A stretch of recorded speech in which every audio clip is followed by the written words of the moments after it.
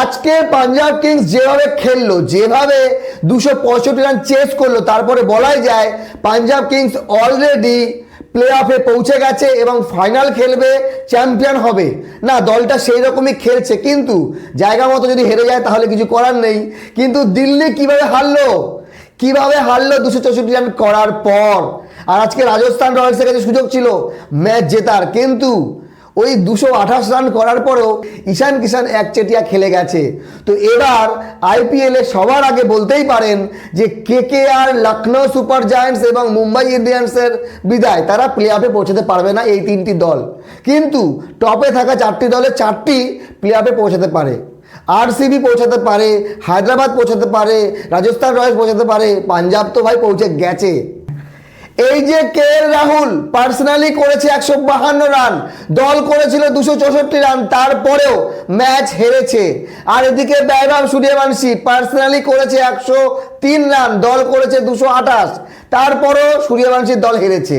মানে আইপিএলে আজকে যে ম্যাচ দুটো হলো পুরোপুরি মাথা নষ্ট, রেকর্ডের ওপর রেকর্ড। আর 264 রান চেঞ্জ হয়ে গেল মাত্র 18 ওভার 5 বলে। চিন্তা করেন, 264 রান করতে গিয়ে রাহুল প্রথম ভারতীয় ব্যাটসম্যান যে কিনা আইপিএলে 150+ রান করলো, এবং আইপিএলের ইতিহাসে প্রথমবার করে ম্যাকুলাম প্রথম ম্যাচে, তারপরে ক্রিস গেল, আর এদিকে করলো রাহুল। তো রাহুলের এই পারফরমেন্স প্রমাণ করে যে ভাই সে ভালো ব্যাটার, কিন্তু এই পারফরমেন্স দিয়েও টিম ইন্ডিয়া টি20 স্কোয়াডে সে জায়গা পাবে না, এটা মোটামুটি নিশ্চিত। কিন্তু রাহুলের এই খেলা সবাইকে মুগ্ধ করেছে। আর কিন্তু ম্যাচ জিতেছে পাঞ্জাব যে খেলা দিল, প্রিয়াংশ ছেলেটাকে নিয়ে সেই রকম আলোচনা হয় না, কিন্তু এবার যেভাবে আইপিএল খেলছে প্রত্যেক ম্যাচ, মাত্র 17 বলে 43, 252 স্ট্রাইক রেট।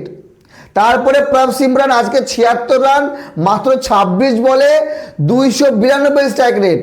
আর ক্যাপ্টেন শ্রেয়াস আইয়ার 71, 36 বলে। তো মোটামুটি একরকম প্লে অফ নিশ্চিত করলো পাঞ্জাব এই মুহূর্তে মাত্র 7 ম্যাচ খেলেছে, যেখানে একটা ম্যাচও হারেনি। বৃষ্টির কারণে কলকাতার এগেনস্টে ম্যাচ হয়নি, সেই জন্য 13 পয়েন্ট। বাকি প্রত্যেক দল কোনো না কোনো ম্যাচ হেরেছে। তবে আজকে দিল্লির যে ব্যাটিং, তখন মনে হচ্ছিল এই ম্যাচ দিল্লি জিতবে, কোনোভাবেই হারতে পারে না। কিন্তু পাঞ্জাবের কাছে দিল্লি শেষ পর্যন্ত 6 উইকেটে হেরেই গেল। পয়েন্ট টেবিলের সবার ওপরে এই মুহূর্তে পাঞ্জাব। রাজস্থান হেরেছে নিজেদের ভুলে। রাজস্থান রয়্যালস 228 না 250 রান করা উচিত। যেভাবে বৈভব সূর্যবংশী খেলছিল, জয়সওয়ালের আউট হওয়ার পর 103 রান করে মাত্র 37 বলে 4 মেরেছে মাত্র 5টি, কিন্তু 6 মেরেছে 12টি। মানে 4-এর থেকে বেশি 6 মারে, সেই জন্য সে এত বড় বড় স্কোর করে। এই সিজনের প্রথম সেঞ্চুরি তার, গত সিজনে একটা সেঞ্চুরি করে রেখেছিল। সূর্যবংশী দুর্দান্ত খেলেছে, তার সঙ্গে ধ্রুব জুরেল সাথ দিয়েছে। কিন্তু সূর্যবংশী এবং ধ্রুব জুরেল আউট হওয়ার পর এই যে ব্যাটিং আমি দেখলাম, সিমরন হেটমায়ার যে কিনা এত বড় নামী একজন ব্যাটসম্যান, 10 বলে করেছে 11, ক্যাপ্টেন রিয়ান পরাগ 9 বলে করেছে 7, এখানেই ম্যাচ হেরেছে। আরও 20-25 রান দরকার ছিল যদি হায়দ্রাবাদকে হারাতে হতো। হায়দ্রাবাদের ব্যাটিং তো ভালোই, দুর্দান্ত খেলেছে আজকে ঈশান কিষান, নাম করতেই হয়।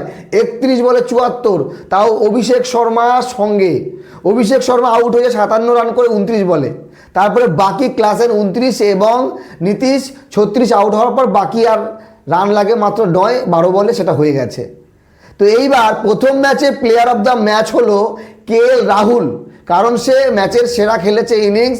152 রান প্রত্যেক দিন প্রত্যেক ব্যাটসম্যান করতে পারে না, সেই জন্য প্লেয়ার অফ দ্য ম্যাচ পাওয়ার পরেও রাহুলের দল জেতেনি।